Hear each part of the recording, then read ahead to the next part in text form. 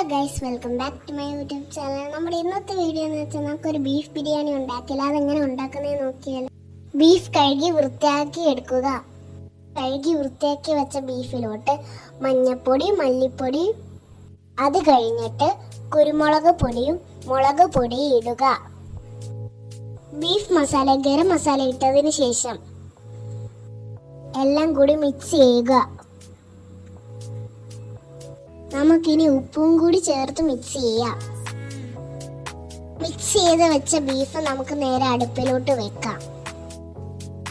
ഇനി 4-5 പച്ചമുളക് കീറിയിടുക. ഇളക്കിയതിന് ശേഷം വേവാനായി മൂടി വെക്കാം. അതത്ര സെറ്റ് ആവട്ടെ. അപ്പം നമുക്ക് ബാക്കി കാര്യങ്ങളൊക്കെ നോക്കാം. ഇനിയുള്ളത് നമുക്ക് സവാള വറുത്തെടുക്കാം. ആദ്യം ഉരുളി എടുത്തിട്ട് അതിനകത്തോട്ട് വെളിച്ചെണ്ണ ഒഴിക്കുക. എന്നിട്ട് അരിഞ്ഞു വെച്ച സവാള ഇടുക. ഇത് ബ്രൗൺ നിറമാകുന്ന വരെ വരട്ടാം.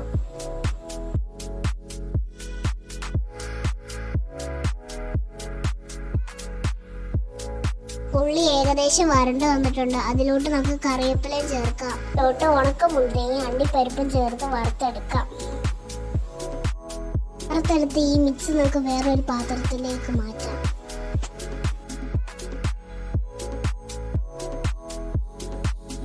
ഇനി നമുക്ക് ബീഫിന് വേണ്ടിയുള്ള ഗ്രേവി തയ്യാറാക്കാം. ഇനി നമുക്ക് ചീഞ്ചട്ടി വെച്ചിട്ട് എണ്ണ ഒഴിച്ച് ഉള്ളി വഴട്ടിയെടുക്കാം. ഇനി നമുക്ക് ഇഞ്ചി, വെളുത്തുള്ളി, പച്ചമുളക് പേസ്റ്റ് ചേർക്കാം. ഇതെല്ലാം കൂടി നമുക്ക് ഇനിയൊന്ന് വരട്ടിയെടുക്കാം. അപ്പോഴത്തേക്ക് നമുക്ക് ഒരു തേങ്ങ വറുത്തെടുക്കാം.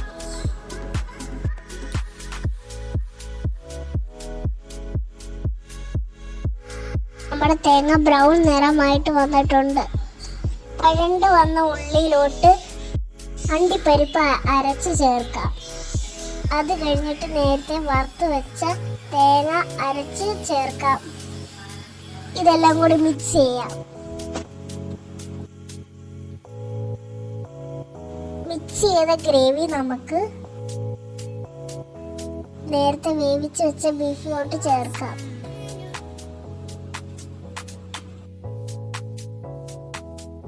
അത് ചേർത്ത് നമുക്ക് ഇളക്കിയെടുക്കാം.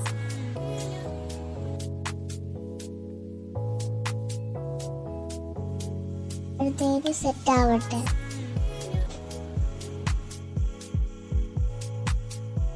ഇനി നമുക്ക് അരി വേവിച്ചെടുക്കാം. ആദ്യം ചരകത്തിനകത്ത് 3/4 വെള്ളം എടുക്കുക. തിളച്ച വെള്ളത്തിലോട്ട് കഴുകി വെച്ച ഇന്ത്യ ഗേറ്റിന്റെ അരി ഇട്ട് കൊടുക്കുക. ഇനി നമുക്ക് ചേർക്കാനുള്ള സ്പൈസസ് ആഡ് ചെയ്യാം.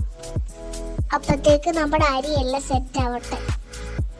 അരി ഇവിടെ വെന്ത് വന്നിട്ടുണ്ട്. നമുക്കിനി ഡെക്കറേറ്റ് ചെയ്യാം. ഉരുളി എടുത്തിട്ട് നേരത്തെ വേവിച്ച് വെച്ച ബീഫ് ഇട്ട് കൊടുക്കാം. ഡെക്കറേറ്റിന് വേണ്ടി നേരത്തെ വറുത്ത് വെച്ച ഉള്ളിയും അണ്ടിപ്പരിപ്പും മുന്തിരിയും ചേർത്ത് കൊടുക്കാം. ഇതിന്റെ മുകളിൽ നമുക്കിനി നെയ്യും കൂടി ഒഴിക്കാം. ഇനി അടച്ചു വെച്ച് നമുക്ക് ദമ്മിടാം. ബീഫ് ബിരിയാണി ഇവിടെ റെഡി ആയിട്ടുണ്ട്. ഇത്രയുള്ള നമ്മുടെ ഒരു ബിരിയാണിയുടെ റെസിപ്പി. നിങ്ങൾക്ക് ഇഷ്ടപ്പെട്ടെങ്കിൽ ലൈക്ക് ചെയ്യുക, ഷെയർ ചെയ്യുക, സബ്സ്ക്രൈബ് ചെയ്യുക. Okay, by.